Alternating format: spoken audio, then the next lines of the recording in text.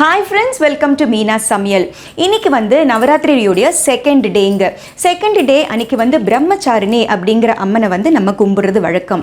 பிரம்மச்சாரிணி அப்படிங்கிற பேர் எப்படி வந்தது அப்படின்னா, பார்வதிக்கு வந்து சிவவை ரொம்ப ரொம்ப பிடிக்கும். ஆனால் சிவனுக்கு நான் ஏற்கனவே சொன்ன மாதிரி இந்த மேரிட் லைஃப் அப்படிங்கிறது வந்து அந்த அளவுக்கு ஈடுபாடு கிடையாது. ஸோ எந்த அளவுக்கு கடுமையாக தவம் செஞ்சாதான் சிவனை வந்து அடைய முடியும் அப்படிங்கிறது தான் அந்த பார்வதியுடைய டார்கெட். ஸோ மெடிடேஷன் அப்படின்னு நினச்சாலே வந்து பிரம்மச்சாரிணியை தான் வந்து நம்ம கும்பிடுறோம். அந்த அளவுக்கு அவங்க சீரியஸாக மெடிடேட் பண்ணுவாங்க. நம்மளுக்கு இருக்கிற இந்த ஸ்ட்ரெஸ்ஃபுல்லான லைஃப் ஸ்டைலில் வந்து பிரம்மச்சாரிணியை வந்து கும்பிட்டுட்டே வந்தோம்னா நல்ல ஒரு peaceful mind, stress free life கிடைக்கும் அப்படிங்கிறது தான் நம்பிக்கை. பிரம்மச்சாரிணிக்கு வந்து உரிய கலர் அப்படின்னா டார்க் ப்ளூ. பாருங்கள், நான் டார்க் ப்ளூ கலர் சாரி கட்டியிருக்கேன் அண்ட் டார்க் ப்ளூ பேங்கிள்ஸும் போட்டிருக்கேன். ஸோ அந்த வகையில் இன்னைக்கு நம்ம பார்க்க போகிற பிரசாதம் வந்து தேங்காயில் செய்கிறதுங்க. அதாவது கோகனட் ஸ்வீட்டு, கோகனட் காரம் வந்து நான் பண்ண போகிறேன். ஸ்வீட் அப்படிங்கிறத பார்த்தீங்கன்னா கோகனட் பர்ஃபி, அதுக்கப்புறமா கொப்பரி காரலு. கொப்பரி காரலு அப்படிங்கிறது வந்து ஒரு டிப்பிக்கல் ஆந்திரா ரெசிபி. ரொம்ப ரொம்ப டேஸ்டியாக இருக்கும். தேங்காய் அப்படின்னு பார்த்தீங்கன்னா அதுலேயும் வந்து நிறைய நியூட்ரிஷனல் பெனிஃபிட்ஸ் இருக்குங்க. தேங்காய் வந்து இம்யூனிட்டி சிஸ்டம் வந்து நல்ல பூஸ்ட் பண்ணும் அப்படின்னு சொல்லுவாங்க. ரெடியூசஸ் ரிஸ்க் ஆஃப் ஹார்ட் டிசீஸும், அப்புறமா தைராய்டு இருக்கிறவங்களுக்கு வந்து ஒரு மாதிரி சீராக மெயின்டைன் ஆகும் அப்படின்ட்டும் சொல்லுவாங்க. ஸ்கின்னுக்கு வந்து ரொம்ப ரொம்ப நல்லது. ஏஜிங் வந்து குறையும் அப்படின்ட்டும் சொல்லுவாங்க. டீத் ஸ்ட்ரென்த்துக்கும் போன் ஸ்ட்ரென்த்துக்கும் ரொம்பவே நல்லது.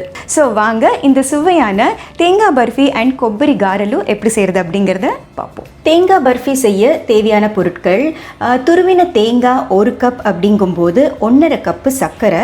1.5 கப்பு சர்க்கரை அப்படிங்கிறது வந்து கொஞ்சம் திகட்டுமோ அப்படின்ட்டு நீங்கள் நினச்சிங்கன்னா 1 டேபிள் ஸ்பூன் இல்லை 2 டேபிள் ஸ்பூன் குறைச்சிக்கலாம். இல்லைன்னா 1.25 கப்பு வந்து போதும். ஏன்னா ஹல்வா அப்படிங்கும்போது வந்து கன்சிஸ்டன்சி வந்து கொஞ்சம் லூஸாக இருக்கும் இல்லையா? ஸோ தட் சர்க்கரை வந்து இவ்வளோதான் அப்படின்ற ஒரு கம்பல்ஷன் இல்லை. ஆனால் பர்ஃபி அப்படிங்கிறது வந்து டெக்ஸ்டர் ரொம்ப முக்கியம் அப்படிங்கிறதுனால தான் இந்த ரேஷியோ. அதுக்கப்புறமா முந்திரி பருப்பு வந்து ஒரு 10 முந்திரி பருப்பு ஹாஃபாக உடச்சி வச்சுருக்கேன். 1 டேபிள் ஸ்பூன் பால்.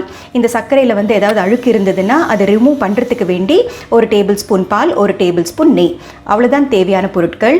ஸோ இந்த சிம்பிள் அண்ட் ஈஸி தேங்காய் பர்ஃபி எப்படி செய்கிறது அப்படிங்கிறத பார்ப்போம். முதல்ல ஒரு அகலமான பேனில் நம்ம இந்த சர்க்கரையை சேர்த்துக்கலாம். இதில் ஒரு பாதி அளவு நம்ம தண்ணி சேர்த்துக்கலாம். புனா ஸ்டவ் சுவிட்ச் ஆன் பண்ணிடுறேன். நல்ல ஒரு திக்கான ஸ்ட்ரிங் கன்சிஸ்டன்சி வந்து நம்மளுக்கு தேவைப்படும். முதல்ல சர்க்கரை கரையட்டும்.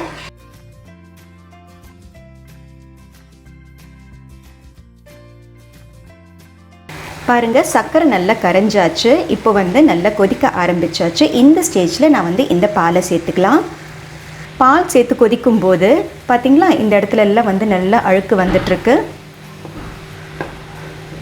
ஸோ இன்னும் 1 நிமிஷம் கொதிச்சதுக்கு அப்புறமா அழுக்கெல்லாம் ஒன்றாயிடும். அப்போ நம்ம ரிமூவ் பண்ணிடலாம்.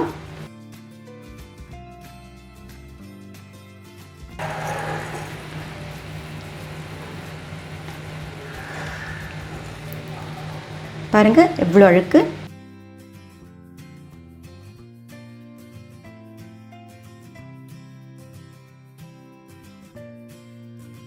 சம்டைம்ஸ் சுகர் வந்து நல்லா வெள்ளன்ட்டு க்ளீனாக இருக்கும்.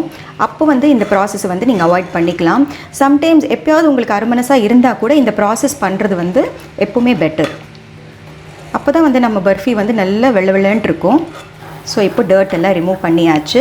நல்லா கொதிக்கட்டும். நல்ல ஸ்ட்ரிங் வந்து அந்த 1 ஸ்ட்ரிங் கன்சிஸ்டன்சியே வந்து அந்த 1 ஸ்ட்ரிங்கே வந்து நல்ல திக்காக சாலிடாக இருக்கணும். சீக்கிரமாக கட் ஆகக்கூடாது. அந்த மாதிரி கன்சிஸ்டன்சி வர வரைக்கும் நல்லா கிளறிட்டே இருக்கலாம். ஸோ இப்போ நல்லாவே வந்து 3 to 5 மினிட்ஸாக வந்து நல்லா கொதிச்சிட்ருக்கு. நல்லா நுர கட்டி வருது பாருங்கள். நல்லா ஃபோமியாக இருக்குது பாருங்கள். This the right stage. நம்ம செக் பண்ணிடலாம். பாருங்கள், சீக்கிரமாக உடையாமல் நல்லா கொஞ்சம் ஸ்டிஃபாக வருது. So this is the right consistency. இந்த ஸ்டேஜில் நம்ம வந்து இந்த துருவின தேங்காவை சேர்த்துக்கலாம். தேங்காய் நீங்கள் பார்த்தீங்கன்னா நல்லா வெள்ளன்ட்டு இருக்கு பாருங்கள். நீங்கள் வந்து இந்த தேங்காய் துருவியால் நீங்கள் வந்து துருவுறீங்க அப்படின்னா அந்த கடைசி வரைக்கும் அந்த ஷெல்லு தொடர வரைக்கும் நீங்கள் துருவக்கூடாது. ஒரு ஸ்டேஜ் வந்து முன்னாடியே நிறுத்திடணும். அந்த மீதி இருக்கிற தேங்காய் வந்து வேஸ்ட் ஆகாது. நம்ம சட்னியோ துவையலோ ஏதாவது இருக்கும் இல்லையா? ஸோ அதுக்கு வந்து யூஸ் பண்ணிக்கலாம். இல்லை நீங்கள் வந்து துருவுறதில்லை, நீங்கள் சாப் பண்ணிவிட்டு அதுக்கப்புறமா மிக்சியில் போடுறவங்களா இருந்தீங்க அப்படின்னா நீங்கள் வந்து நல்லா அந்த பத்தை எடுத்துட்டு அந்த பின்னாடி இருக்கிற அந்த ப்ரௌன் லேயரை வந்து ஒரு பீலரால் நல்லா பீல் பண்ணிவிட்டு அதுக்கப்புறமா வந்து மிக்சியில் போட்டிங்கன்னா இந்த மாதிரி ஒயிட்டாக இருக்கும். அண்டு தேங்காய் பர்ஃபிக்கு அழகே வந்து அந்த ஒயிட் கலர் தான். மீன்வைல் நான் என்ன பண்ணியிருக்கேன்னா, இந்த மாதிரி ஒரு ட்ரேயில் வந்து ஒரு பட்டர் ஷீட் வச்சுட்டு அது மேலே வந்து நெய் தடவி ரெடியாக எடுத்து வச்சுருக்கேன். ஸோ இது வந்து அப்ராக்சிமேட்லி ஒரு 3 to 4 மினிட்ஸ்க்குள்ளே நம்ம பர்ஃபி வந்து இப்போ ரெடி ஆகிடும். இந்த அளவுக்கு லூஸாக இல்லாமல் ஓரளவுக்கு வந்து உருண்டுட்டு வரணும். அண்ட் கன்சிஸ்டன்சி அப்படிங்கிறது வந்து ரொம்ப ரொம்ப முக்கியம். ஏன்னா ரொம்ப கல் மாதிரியும் இருக்கக்கூடாது, அட் த சேம் டைம் ரொம்ப சாகியாகவும் இருக்கக்கூடாது. ஒரு மாதிரி நல்லா கடிக்கும் போது ஜூஸியாக இருக்கணும், அட் த சேம் டைம் பர்ஃபியோடைய ஷேப்பும் வந்து நல்ல கிரிப்பாக பிடிக்கணும்.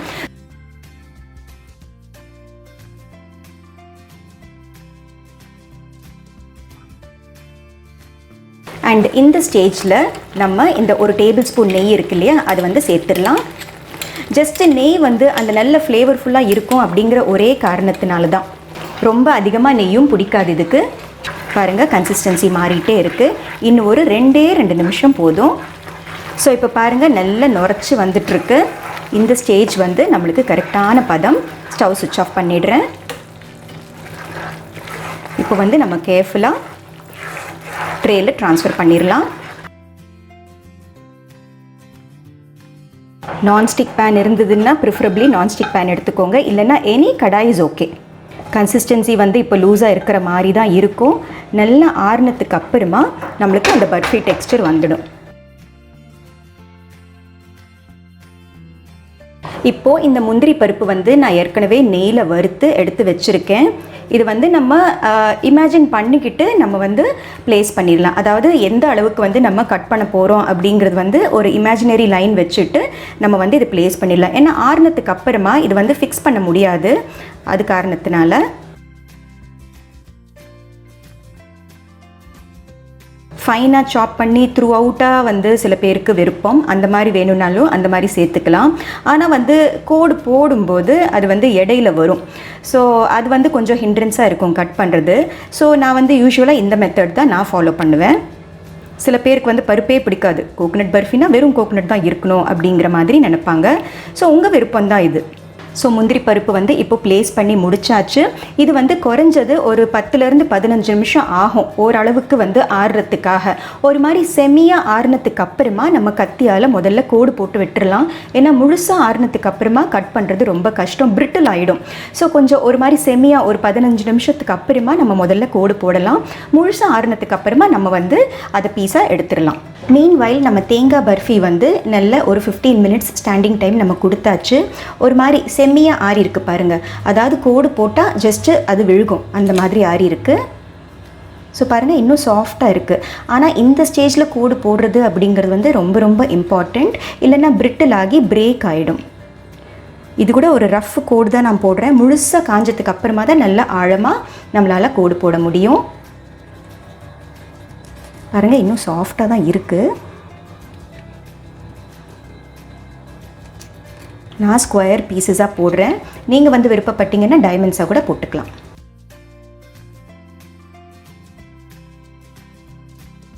மேலே டாப் லேயர் வந்து காஞ்சிருக்கு, உள்ளே வந்து இன்னும் சாஃப்டாக இருக்குது.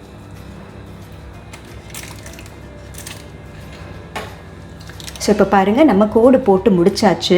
இன்னுமே வந்து ஒரு 15 மினிட்ஸ் வந்து நம்ம ஃபுல்லாக முழுசாக ஆற விடலாம். ஆக்சுவலாக வந்து ட்ரேவுடைய அடிப்பக்கம் வந்து நல்ல வார்மாக இருக்குது, லியூக் வார்மாக இருக்குது. இது வந்து முழுசாக காஞ்சாதான் பர்ஃபி வந்து அழகாக எடுக்க வரும். பாருங்கள், நம்ம கோகனட் பர்ஃபி வந்து நல்லாவே ஸ்டிஃப் ஆகிடுச்சு. இன்னொரு 15 மினிட்ஸ் வந்து நம்ம வெயிட் பண்ணியிருக்கோம். ஸோ இது வந்து நம்ம இன்னுமே டீப்பாக வந்து ஒரு கட் கொடுத்துடலாம். நல்லா ஹார்ட் ஆகிடுச்சு. ஸோ பட்டர் பேப்பர் வந்து நம்ம கீழே போட்டதுனால அப்படியே வந்து மேலே தூக்க முடிஞ்சது பாருங்கள்.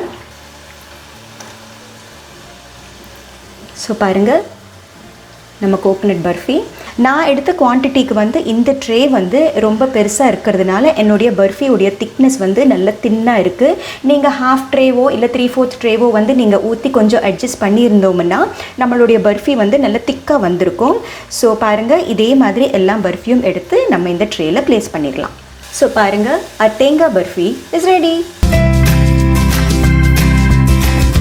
கொப்பரி காரலு செய்ய தேவையான பொருட்கள்: 1 கப்பு பச்சரிசி மாவுக்கு வந்து 1/2 கப்பு துருவின தேங்காய், 1 டேபிள் ஸ்பூன் பச்சை மிளகா விழுது, 1 டீஸ்பூன் சீரகம், தேவையான அளவு உப்பு. ஸோ இந்த சிம்பிள் அண்ட் ஈஸி கொப்பரி காரலு எப்படி செய்கிறது அப்படிங்கிறத பார்ப்போம்.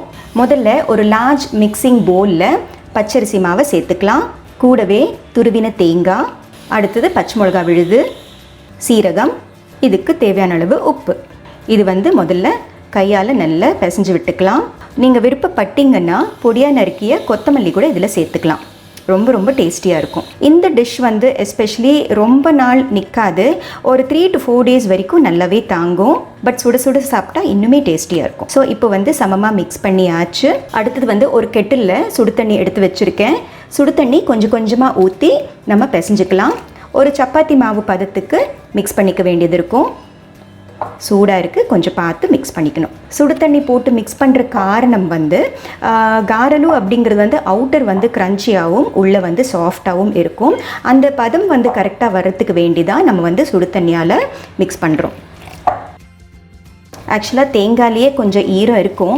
தண்ணி பட்ட உடனே அந்த ஈரமும் வெளியில் வந்து கரெக்டான பதம் வந்து நம்மளுக்கு கிடைக்கும். ஸோ தண்ணி வந்து ரொம்ப அவசரப்பட்டு அதிகமாக விட வேண்டாம். கொஞ்சம் கொஞ்சம் பார்த்து பார்த்து விட்டுக்கிறது பெட்டர். அண்ட் இதுக்கு காரம் வந்து பச்சை மிளகா காரம் தான் சூட்டபுளாக இருக்கும்.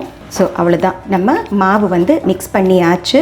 இந்த மாதிரி சின்ன சின்ன உருண்டை ஆக்கிட்டு லேசாக இப்படி தட்டிட்டு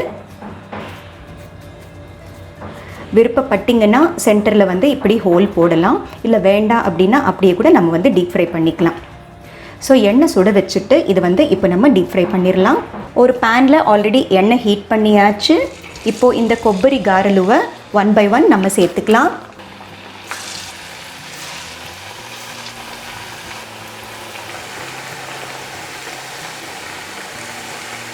கேர்ஃபுல்லாக இப்படி டர்ன் பண்ணி விட்டுக்கலாம். ஸோ தட் சமமாக வந்து வேகிறதுக்காக.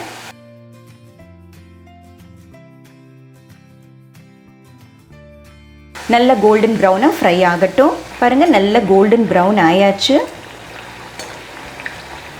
இந்த வடை வந்து அவுட் சைட் வந்து நல்ல மொறு மொறுன்ட்டும் உள்ளே வந்து கொஞ்சம் சாஃப்டாக தான் இருக்கும். ஏன்னா தேங்காய் இருக்கிறதுனால. ஸோ நான் ஃப்ளேம் வந்து இப்போ சிம் பண்ணிடுறேன். நல்ல பியூட்டிஃபுல் கோல்டன் ப்ரௌனாக இருக்குது பாருங்கள். So our Kobbari Garelu is ready.